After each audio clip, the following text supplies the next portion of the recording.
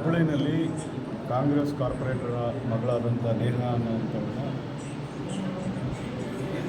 ಒಂದು ಮುಸ್ಲಿಂ ಯುವಕ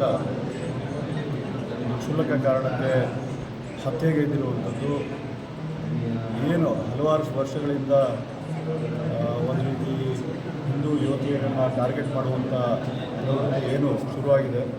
ಆ ನಿಟ್ಟಿನಲ್ಲಿ ಇದು ಒಂದು ಲೇಟೆಸ್ಟ್ ಪ್ರಕರಣ ಆಗಿದೆ.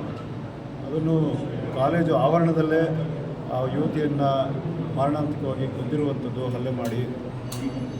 ಈ ಒಂದು ಕಾಂಗ್ರೆಸ್ ಸರ್ಕಾರ ಅವರ ಕಾರ್ಯಕರ್ತರ ಮಕ್ಕಳನ್ನೇ ನಮ್ಮ ಸಮಾಜದ ಮುಗ್ಧ ಯುವಕ ಯುವತಿಯರನ್ನು ರಕ್ಷಣೆ ಕೊಡೋಕ್ಕೆ ಆಗದಿರುವಂಥದ್ದು ಇನ್ನು ಯಾವ ರೀತಿ ಅದು ಆಡಳಿತ ಮಾಡೋದಕ್ಕೆ ಯೋಗ್ಯ ಅಂತೇಳಿ ನಾವು ಪ್ರಶ್ನೆ ಮಾಡಲೇಬೇಕಾಗ್ತದೆ. ಇವರು ಕಾಂಗ್ರೆಸ್ ಸರ್ಕಾರ ಬಂದ ನಂತರ ಇವತ್ತು ನಾವು ನೋಡ್ತಾ ಇದ್ದೀವಿ, ರಾಮೇಶ್ವರಂ ಕೆಫೆನಲ್ಲಿ ವಿನಾಕಾರಣ ಒಂದು ಭಯೋತ್ಪಾದಕ ಕೃತ್ಯವನ್ನು ಎಸಗಿರುವಂಥದ್ದು, ಅದನ್ನು ಮರೆಮಾಚುವಂತೆ, ಅದನ್ನು ಮುಚ್ಚಾಕುವಂಥ ಪ್ರಯತ್ನವನ್ನು ಈ ರಾಜ್ಯ ಸರ್ಕಾರ ಮಾಡುತ್ತೆ. ಇದು ಬಿಸ್ನೆಸ್ ರೈವಲ್ರಿ, ವ್ಯಾಪಾರಿಕ ದೃಷ್ಟಿಯಿಂದ ಒಂದು ವೈರತ್ವದ ವಿಚಾರವಾಗಿ ಅಲ್ಲಿ ಬ್ಲಾಸ್ಟ್ ಆಗಿರ್ಬೋದು ಅನ್ನೋ ಕಾರಣವನ್ನು ಇವರೇ ಸೃಷ್ಟಿ ಮಾಡಿ ಹೇಳುವಂಥ ಹೆಚ್ಚಾಗಿ ಅದನ್ನು ಮುಚ್ಚಾಕುವಂಥ ಪ್ರಯತ್ನವನ್ನು ಈ ಕಾಂಗ್ರೆಸ್ ಸರ್ಕಾರ ಈ ದಿವಸಗಳ ಈ ಒಂದು ಚುನಾವಣಾ ಸಂದರ್ಭದಲ್ಲಿ ಒಂದು ಹಾಡನ್ನು ಒಂದು ರಚನೆ ಮಾಡಿ ಅದನ್ನು ಅವನ ಯೂಟ್ಯೂಬ್ ಚಾನಲ್ನಲ್ಲಿ ಶೇರ್ ಮಾಡಿದಂಥ ಸಂದರ್ಭದಲ್ಲಿ ಒಂದು 4-5 ಜನ ಮುಸ್ಲಿಂ ಹುಡುಗರು ಅವನನ್ನು ಕರ್ಕೊಂಡು ಹೋಗಿ ಭೀಕರವಾಗಿ ಅವನ ಮೇಲೆ ಅವನಿಗೆ ಟಾರ್ಚರ್ ಮಾಡಿರುವಂಥದ್ದು, ಅವನ ಮೇಲೆ ಅವನ ಇರುವಂಥ ಕೇಸರಿ ಬಟ್ಟೆಯನ್ನು ಮತ್ತು ರಾಮನ ಫೋಟೋವನ್ನು ಇವೆಲ್ಲನೂ ತೆಗೆದು ಅದರ ಮೇಲೆ ಭಾಳ ಕೆಟ್ಟ ರೀತಿಯಲ್ಲಿ ಅದಕ್ಕೆ ಅದರ ಮೇಲೆ ಶೋಷಣೆ ಮಾಡುವಂಥದ್ದು, ಇದನ್ನೆಲ್ಲ ಮಾಡಿ ಅವಮಾನಕರವಾಗಿ ಅವ್ರನ್ನ ಕುಗ್ಗಿಸುವಂಥ ಕೆಲಸವನ್ನು ಮಾಡಿ ಅವನನ್ನು ದೈಹಿಕವಾಗಿ ಟಾರ್ಚರ್ ಮಾಡುವಂಥ ಸಂದರ್ಭದಲ್ಲಿ ಪೊಲೀಸರು ಅದರ ಬಗ್ಗೆ ಅವ್ರನ್ನ ಹಿಡಿಯೋದ್ರ ಬದಲು ಇವನನ್ನು ಯಾವ ರೀತಿ ಪ್ರಕರಣವನ್ನು ಮುಚ್ಚಾಕುವಂಥ ರೀತಿಯಲ್ಲಿ ಅವನನ್ನು ತರಾತುರಿಯಾಗಿ ಎತ್ಕೊಂಡು ಹೋಗುವಂಥದ್ದು. ಮೊನ್ನೆ ಇದೇ ರೀತಿಯಲ್ಲಿ ಒಂದು ನಟರ ಮೇಲೆ ಚೈನ್ ಸ್ನ್ಯಾಚಿಂಗ್ ಆಗ್ತದೆ, ಹಾಡುವಾಗಲಿಲ್ಲ. ಎಲ್ಲೋ ಒಂದು ರೀತಿಯಲ್ಲಿ ಇವತ್ತು ಕಾಂಗ್ರೆಸ್ ಸರ್ಕಾರ ಬಂದ ಮೇಲೆ ಇಲ್ಲಿ ರಾಜ್ಯದಲ್ಲಿ ಒಂದು ಭಯದ ವಾತಾವರಣ, ಒಂದು ಭಯೋತ್ಪಾದಕರಿಗೆ ಒಂದು ಉತ್ತೇಜನ ಸಿಗುವಂಥ ವಾತಾವರಣವನ್ನು ಸೃಷ್ಟಿಯಾಗಿದೆ. ದೇಶದಲ್ಲಿ ಭಯೋತ್ಪಾದನೆಯನ್ನು ಮಟ್ಟ ಹಾಕುವಂಥ ಕೆಲಸವನ್ನು ನರೇಂದ್ರ ಮೋದಿಯವರು ಮಾಡ್ತಾರೆ.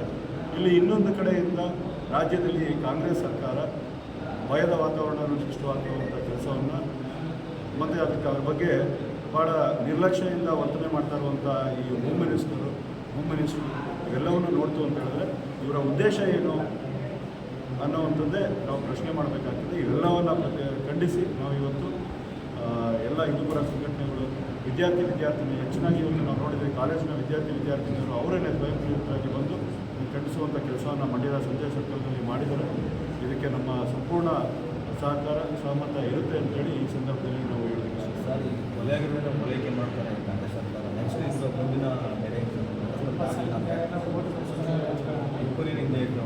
ನೂರಕ್ಕೆ 100% ನಾನು ಈಗಾಗಲೇ ಎಲ್ಲ ಪ್ರಕರಣದಲ್ಲೂ ನಾನು ಹೇಳ್ತಾ ಇದ್ದೀನಿ. ಅವರು ಏನೊಂದು ಪ್ಯಾಟರ್ನ ನೋಡ್ತು ಅಂತ ಹೇಳಿದ್ರೆ, ಅಲ್ಪಸಂಖ್ಯಾತರು ಯಾವ್ದಾದ್ರು ಒಂದು ಈ ಥರ ದುಷ್ಕೃತ್ಯ ಮಾಡ್ತು ಅಂತ ಹೇಳಿದ್ರೆ ಕಾನೂನು ಎಲ್ರಿಗೂ ಒಂದೇ ಆಗಿರಬೇಕು. ಅವ್ರನ್ನ ಇವರು ಹುಟ್ಟಿದ್ರೆ ಎಲ್ಲೋ ಒಂದು ಕಡೆ ಅವರ ಓಟು ತಪ್ಪೋಗುತ್ತೇನೋ ಅನ್ನೋ ರೀತಿಯಲ್ಲಿ ಅವ್ರ ಬಗ್ಗೆ ಕಠಿಣವಾದ ತನಿಖೆ ಆಗಲಿ, ಅವರ ಪ್ರಕರಣ ದಾಖಲೆ ಮಾಡುವಂಥದ್ದೇ ಆಗಲಿ ಅಲ್ಲೇ ವಿಫಲರಾಗ್ತಾರೆ. ಇವತ್ತು ಹನುಮಾನ್ ಚಾಲೀಸವನ್ನು ಒಂದು ಸಂದರ್ಭದಲ್ಲಿ ಬೆಂಗಳೂರಿನಲ್ಲಿ ಒಬ್ಬ ಹುಡುಗ ಅಂಗಡಿನಲ್ಲಿ ಅವನು ಆಡಿಯೋ ಪ್ಲೇ ಮಾಡಿದಂಥ ಸಂದರ್ಭದಲ್ಲಿ ಅದು ಇದು ಮುಸಲ್ಮಾನ್ ಹುಡುಗರು ಬಂದು ಅವನ ಮೇಲೆ ಹಲ್ಲೆ ಮಾಡಿದಂಥ ಸಂದರ್ಭದಲ್ಲಿ ಆ ಪ್ರಕರಣವನ್ನು ದಾಖಲೆ ಮಾಡೋದ್ರಲ್ಲಿ ಆ ಕೇಸ್ನ ವೀಕ್ ಮಾಡುವಂಥ ಪ್ರಯತ್ನವನ್ನು ಸಂಪೂರ್ಣವಾಗಿ ಕಾಂಗ್ರೆಸ್ ಸರ್ಕಾರ ಇವತ್ತು ಮಾಡಿರುವಂಥದ್ದು. ಇವತ್ತು ಕೂಡ ನಾನು ಮೆಲ್ಲಡಿನಲ್ಲಿ ಹೇಳಿದಂಥ ಸಂದರ್ಭದಲ್ಲಿ ಅದ್ರ ಬಗ್ಗೆ ಅವನು ಸ್ಟೇಟ್ಮೆಂಟ್ ಕೊಡೋಕ್ಕೂ ಕೂಡ ಬಿಡ್ತಾ ಇಲ್ಲ ಆ ಹುಡುಗನ ಅಂತ ಹೇಳಿದ್ರೆ ಪ್ರಕರಣವನ್ನು ಅಲ್ಲಿ ಮೊದಲ ಹಂತದಲ್ಲೇ ಅದನ್ನು ವೀಕ್ ಮಾಡುವಂಥದ್ದು ನಾನು ನೋಡ್ತಾ ಇದ್ದೀನಿ.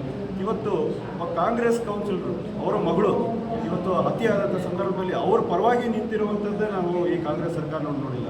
ಅದೇ ರೀತಿ ಬೆಳಗಾಂನಲ್ಲಿ ಸದನ ನಡೀತಾ ಇದ್ದಂಥ ಸಂದರ್ಭದಲ್ಲಿ ಒಬ್ಬ SC ಮಹಿಳೆಯನ್ನು ನಗ್ನ ಮಾಡಿ ಅವಳಿಗೆ ಅವಮಾನ ಮಾಡಿದಂಥ ಇಡೀ ಊರಿನಲ್ಲಿ ಅದನ್ನು ನೋಡಿದ್ರು ಕೂಡ 2 ದಿವಸಗಳ ಕಾಲ ಅದನ್ನು ಪ್ರಕರಣವನ್ನು ಮುಚ್ಚಾಕುವಂಥದ್ದು ಮುಖ್ಯವಾಹಿನಿಗೆ ಬರದೇ ಇರೋ ರೀತಿಯಲ್ಲಿ ಅವರು ಪ್ರಯತ್ನ ಮಾಡ್ತಾ ಇರುವಂಥದ್ದು ಇವನ್ನೆಲ್ಲ ನೋಡ್ತಾ ಇದ್ದೀವಿ. ಅದರಿಂದ ಸಂಪೂರ್ಣವಾಗಿ ಇದು ಕಾನೂನು ವೈಫಲ್ಯ.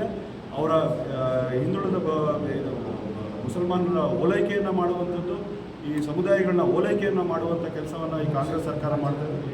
ಹೌದು, ಗೃಹ ಸಚಿವರು ಈ ಸಂದರ್ಭದಲ್ಲಿ ರಾಜೀನಾಮೆಯನ್ನು ಕೊಡಬೇಕು. ನೈತಿಕ ಹೊಣೆ ಹೊತ್ತು ಏನಾರೋ ಒಂದು ಕನಿಷ್ಠ ಪಕ್ಷದ ನೈತಿಕತೆ ಇತ್ತು ಅಂತ ಹೇಳಿದ್ರೆ ಅವರು ರಾಜೀನಾಮೆಯನ್ನು ಕೊಡಬೇಕು. ಈ ಸಂದರ್ಭದಲ್ಲಿ ಸಾರ್ವಜನಿಕವಾಗಿ ಅವರು ಕ್ಷಮೆಯನ್ನೇ ಯಾಚಿಸಬೇಕು. ಸರ್ಕಾರ ತಲೆ ತಗ್ಸೋದು, ಇಡೀ ದೇಶನೇ ತಲೆ ತಗ್ಸುವಂಥ ಕೆಲಸವನ್ನು ಇವರು ಕರ್ನಾಟಕದಲ್ಲಿ ಆಗಕ್ಕೆ ಬಿಡ್ತಾ ಇದ್ದಾರೆ. ಅದರಿಂದ ಇದನ್ನು ನಾವು ಖಂಡಿಸ್ತಾ ಇದ್ದೀವಿ ಅಂತ ಹೇಳಿ ಸರ್, ನಿನ್ನೆ ಕೂಡ ಪಾಕಿಸ್ತಾನಕ್ಕೆ ಜಿಂದಾಬಾದ್ ಅಂದ್ಬಿಟ್ಟು ನಿನ್ನೆ ಓಪನ್ ಸ್ಟೇಟ್ಮೆಂಟ್ ಕೊಟ್ಟಿದ್ದಾರೆ. ನಮ್ಮ ಮಂಡ್ಯದ ಲೋಕಲ್ ನಮ್ಮ BJP ಕಾರ್ಯಕರ್ತ 2 ವರ್ಷಗಳ ಹಿಂದೆ ಪಾಕಿಸ್ತಾನದಲ್ಲಿ ಯಾರೋ ಒಬ್ಬ ರಾಜಕಾರಣಿ ನರೇಂದ್ರ ಮೋದಿಯವರ ಬಗ್ಗೆ ಮಾತಾಡ್ತಾನೆ ಅಂತೇಳಿ ಇಲ್ಲಿ ಭಾರತೀಯ ಜನತಾ ಪಾರ್ಟಿಯಿಂದ ಒಂದು ಸ್ಟ್ರೈಕ್ ಆಗ್ತದೆ. ಅಲ್ಲಿ ಜೈಕಾರ ಧಿಕ್ಕಾರ ಎಲ್ಲದೂ ನಡೀತಾ ಇದ್ದಂಥ ಸಂದರ್ಭದಲ್ಲಿ ಯಾರೋ ಒಬ್ಬ ಪಾಕಿಸ್ತಾನ್ ಅಂತ ಹೇಳಿದಾಗ ಧಿಕ್ಕಾರ ಅಂತ ಹೇಳೋದ್ ಬದಲು ಅವ್ನು ಗೊತ್ತಾಗ್ತಾನೆ ಮಾತಿನ ತರಾತುರಿನಲ್ಲಿ ಜೈಕಾರ ಅಂತ ಹೇಳಿರುವಂಥದ್ದನ್ನೇ ದೊಡ್ಡದು ಮಾಡಿ ಇವತ್ತು ರೋಡ್ನಲ್ಲಿ ಇವತ್ತು ಒಬ್ಬ MLC ಆಯ್ಕೆ ಆದಂಥ ಸಂದರ್ಭದಲ್ಲಿ ಅವನ ಗೆದ್ದಂಥ ಸಂಭ್ರಮ ಆಚರಣೆಯಲ್ಲಿ ಪಾಕಿಸ್ತಾನ ಜಿಂದಾಬಾದ್ ಅನ್ನೋವಂಥದ್ದನ್ನು ನಾವು ನೋಡ್ತಾ ಇದ್ದೀವಿ. ಇವತ್ತು DK ಸುರೇಶ್ರವರು ಇವತ್ತು ಅಥವಾ ನಿನ್ನೆ ಚುನಾವಣಾ ಪ್ರಚಾರಕ್ಕೆ ಹೋದಂಥ ಸಂದರ್ಭದಲ್ಲಿ ಹಾಡುವಾಗಲೇ ಅವರ ಕಾರ್ಯಕರ್ತರು ಪಾಕಿಸ್ತಾನ ಜಿಂದಾಬಾದ್ ಅಂತ ಹೇಳ್ತಾ ಇರುವಂಥದ್ದನ್ನ ನಾವು ನೋಡ್ತಾ ಇದ್ದೀವಿ. ಇವತ್ತು ನಿನ್ನೆ ಮೆಲ್ಲಡಿಯ ಹುಡುಗನ ಮೇಲೆ ಹಲ್ಲೆ ಆಗಬೇಕಂತ ಹೇಳಿದ್ರೆ ಅವ್ರ ಮೇಲೂ ಕೂಡ ಪಾಕಿಸ್ತಾನ ಜಿಂದಾಬಾದ್ ಅಂತೇಳಿ ಅವನಿಗೆ ಮತ್ತು ಅಲ್ಲಾಹು ಅಕ್ಬರ್ ಅಂತ ಹೇಳಿ ಅವನನ್ನು ಮಾನಸಿಕವಾಗಿ ದೈಹಿಕವಾಗಿ ಎಲ್ಲ ರೀತಿಯಲ್ಲಿ ದೌರ್ಜನ್ಯನ ಮಾಡಿರುವಂಥದ್ದನ್ನ ನಾವು ನೋಡ್ತಾ ಇದ್ದಾರೆ. ಇವೆಲ್ಲ ಇದೊಂದು ಪ್ಯಾಟರ್ನ್. ಇದು ಎಲ್ಲೋ ಒಂದು ಕಡೆ ಒಂದು ಕೋಮಿನವರು ನಮಗೆ ಯಾರೂ ಏನು ಮಾಡೋದಕ್ಕಾಗಲ್ಲ, ಕಾನೂನನ್ನ ಮೀರಿ ನಮಗೆ ರಕ್ಷಣೆ ಸಿಗ್ತದೆ ಈ ಒಂದು ಸರ್ಕಾರದಲ್ಲಿ ಅಂತೇಳಿ ಅವರು ಅಟ್ಟಹಾಸ ಮೆರೆದಂಥ ಸಂದರ್ಭದಲ್ಲಿ ಅವರ ಸಮಾಜದಲ್ಲಿ ಇರುವಂಥ ದುಷ್ಕರ್ಮಿಗಳನ್ನ ಮಟ್ಟ ಹಾಕುವ ನಿಟ್ಟಿನಲ್ಲಿ ಇವರು ಸಂಪೂರ್ಣವಾಗಿ ವಿಫಲರಾಗಿದ್ದಾರೆ. ಮುಸ್ಲಿಂ ಸಮುದಾಯಕ್ಕೂ ಕೂಡ ಇದು ಅನ್ಯಾಯ ಮಾಡ್ತಾ ಇರುವಂಥದ್ದು. ಇದರಿಂದ ಹಿಂದೂ ಮತ್ತು ಮುಸ್ಲಿಂ ಸಮುದಾಯನ ಒಡೆದಾಕಿ ಈ ಸಮಾಜನ ಒಡೆದಾಕುವಂಥ ಕೆಲಸವನ್ನು ಕಾಂಗ್ರೆಸ್ಸೇ ಮಾಡ್ತಾ ಇರುವಂಥದ್ದು. ಯಾಕೆ ಅಂತ ಹೇಳಿದ್ರೆ ಅವರಲ್ಲಿರುವಂಥ ಕೆಲವು ದುಷ್ಕರ್ಮಿಗಳನ್ನ ರಕ್ಷಣೆಗೋಸ್ಕರ ಇಡೀ ಸಮುದಾಯವನ್ನು ಈ ಮುಖ್ಯವಾಹಿನಿಯಿಂದ ಹೊರಗಡೆ ಹಾಕುವಂಥ ಕೆಲಸವನ್ನು ಯಾರು ಮಾಡ್ತಾ ಇತ್ತು ಅಂತ ಹೇಳಿದ್ರೆ ಇದು ಕಾಂಗ್ರೆಸ್ ಸರ್ಕಾರ.